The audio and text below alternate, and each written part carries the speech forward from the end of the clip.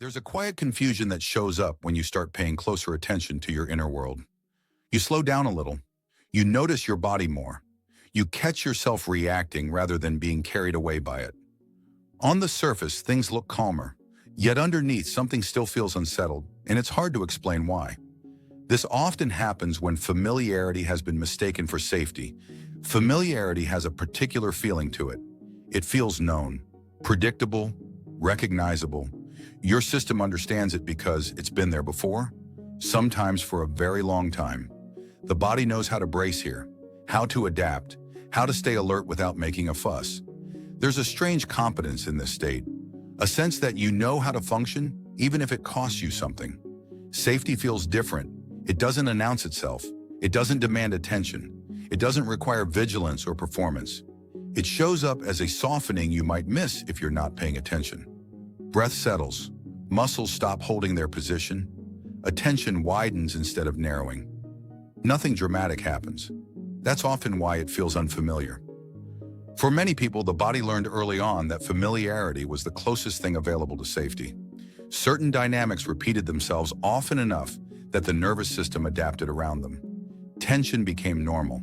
Unpredictability became something to manage. Staying alert became a way of staying connected. Over time, the body stopped asking whether something felt safe and focused, instead on whether it felt recognizable. This is why genuinely safe situations can feel uncomfortable at first. When the body isn't required to monitor or anticipate, there can be a brief sense of emptiness. No role to play, no edge to stay ahead of, no familiar signal telling you how to be.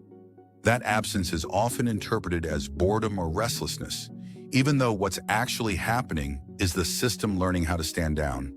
Familiarity tends to keep attention moving outward, scanning, adjusting, responding. Energy leaves the center to manage what's around you. Safety allows energy to return inward. Attention settles back into the body. Presence becomes more contained. This inward movement can feel disorienting if you've spent years organizing yourself around external cues. Dreams often reflect this shift before it becomes conscious. You may find yourself in familiar places, but your role has changed. You're observing rather than reacting. You're present without urgency. The dream isn't trying to excite you, it's showing you a different baseline. As you begin to notice the difference between safety and familiarity, things start to change quietly. You may feel drawn toward calmer relationships. You may lose interest in intensity that once felt magnetic.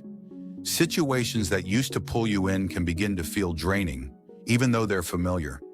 This can bring grief with it. Familiarity often carries history, identity, and attachment. There may also be moments of doubt. You might wonder whether you're becoming distant or detached.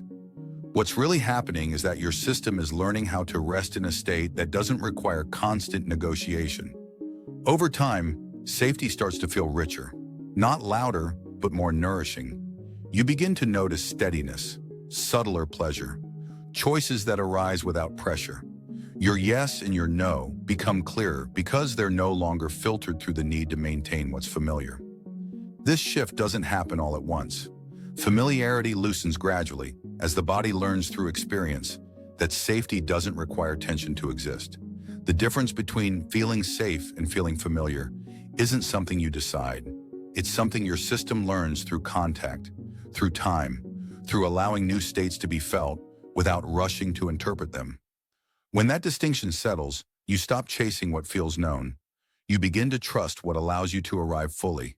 The change is quiet, yet it alters everything about how you move through the world.